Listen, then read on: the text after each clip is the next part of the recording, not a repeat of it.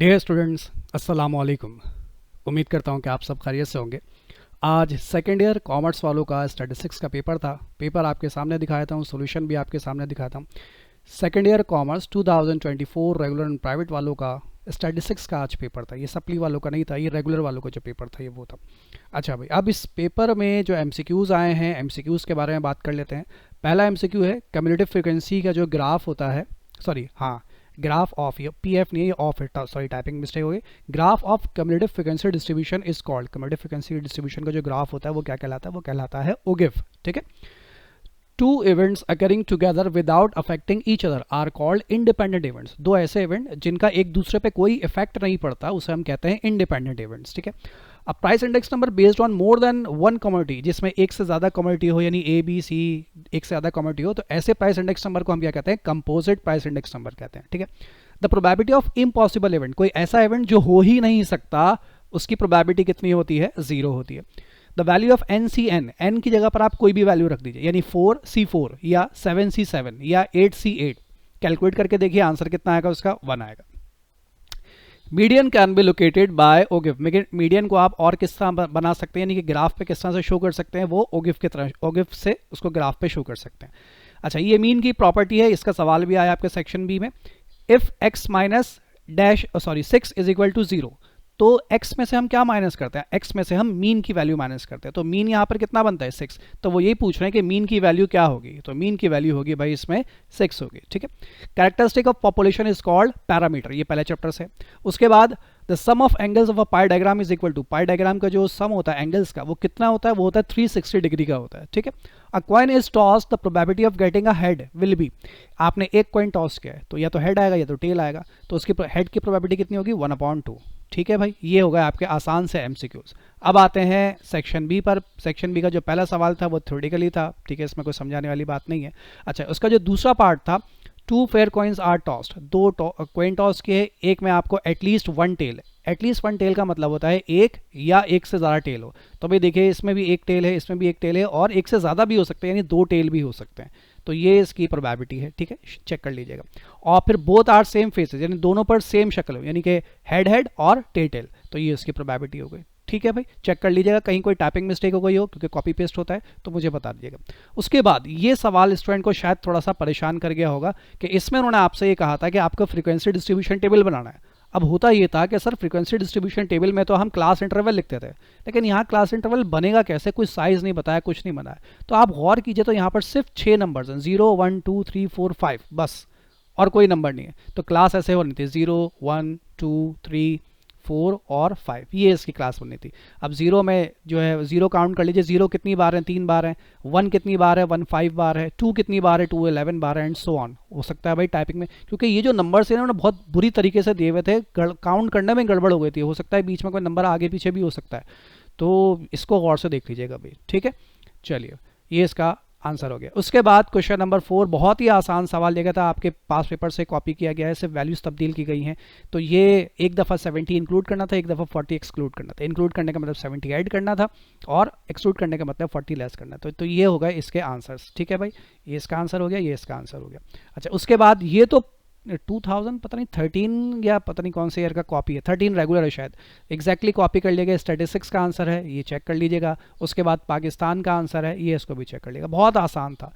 अच्छा, उसके बाद इंडेक्स नंबर आपका लिया गया है, बहुत आसान था ये भी। इसमें आपको बेस ईयर 2010 लेकर सॉल्व करना था, और एक बार आपको लिंक रिलेटिव से सॉल्व करना था। तो ये दोनों को सोल्यूशन यहाँ पर मौजूद है भाई, इसको चेक कर लीजिएगा। हो सकता है कि यहाँ कैलकुलेशन में मुझसे मिस्टेक हो गई हो, मैंने कोशिश तो पूरी की है कि कोई मिस्टेक ना हो, लेकिन फिर भी अगर कोई गड़बड़ आपको नजर आए तो मुझे बता दीजिएगा।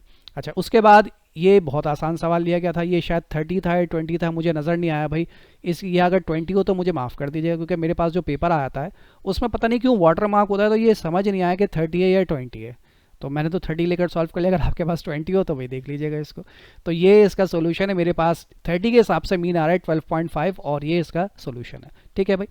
अच्छा, और फिर आ जाते हैं 2 का 8, ये प्रोबेबिलिटी के चैप्टर से लिया गया था, ये भी बहुत आसान सवाल था। 7 लेडी हैं, 7 में से 3 लेडी सेलेक्ट करनी है, 5 मेल डॉक्टर है, 5 में से 3 मेल डॉक्टर सेलेक्ट करने, 7C3 और 5C3 दोनों को मल्टीप्लाई करके ये इसका आंसर मौजूद है। ठीक है। उसके बाद सेक्शन सी पर आ जाते हैं। 3 का ए पार्ट, आसान सा सवाल लिया गया था, दोनों डाइसिस पे 6 आना चाहिए, दोनों डाइसिस पे 6 एक ही ऑप्शन है, ये 6 6, ठीक है। और दूसरी बार इसको सॉल्व करना था सम ऑफ 8 और मोर ऑन द फेसेस, यानी कि जो आप सब सम करें इनका, तो इनका सम या तो 8 होना चाहिए, 8 से ज़्यादा होना चाहिए। तो जैसे 2 और 6 है, ठीक है। अच्छा, यहाँ थोड़ा सा गड़बड़ हो गई, ये 2 और 6 है, ये बेसिकली 6 और 2 नहीं है, 2 और 6 है, तो कॉपी टाइपिंग मिस्टेक हुई, ये 2 और 6, ठीक है। उसके बाद फिर 3 5 3 6, इनका सम भी 8 या 8 से ज़्यादा बनता है। फिर 4 4 4 5 4 6, 5 3 5 4 5 5 5 6, फिर 6 2 6 3 6 4 6 5 6 6। इन सब का सम या तो 8 है या फिर 8 से ज़्यादा है, 8 से ज़्यादा भी काबिल कबूल है। सही है भाई, तो ये इसका आंसर मौजूद है यहाँ पर, चेक कर लीजिएगा इसको, मैंने चेक कर लिया। अब आ जाते हैं इसके 3 के बी पार्ट पर। ये आसान सा सवाल लिया गया था, एक कार्ड आप ड्रॉ कर रहे हैं 52 कार्ड्स में से, पहली बार फेस कार्ड लेते हैं, फेस कार्ड कितने होते हैं 12 कार्ड्स होते हैं। फिर किंग कार्ड लेते हैं, किंग कार्ड कितने होते हैं 4 होते हैं। फिर रेड क्वीन कितनी होती है, रेड क्वीन सिर्फ 2 होती हैं। सही है भाई, यहाँ क्वीन नहीं, रेड क्वीन नहीं, तो रेड क्वीन 2 होती है। तो ये इसका सोल्यूशन है, इसको चेक कर लीजिएगा। क्वेश्चन नंबर 5 इंडेक्स नंबर से लिया गया था, लेस्पेयर्स पाशेस फिशर, बहुत आसान सवाल लिया गया था। अच्छा, इसमें प्रॉब्लम ये थी कि इसमें उन्होंने आपको बेस ईयर नहीं बताया।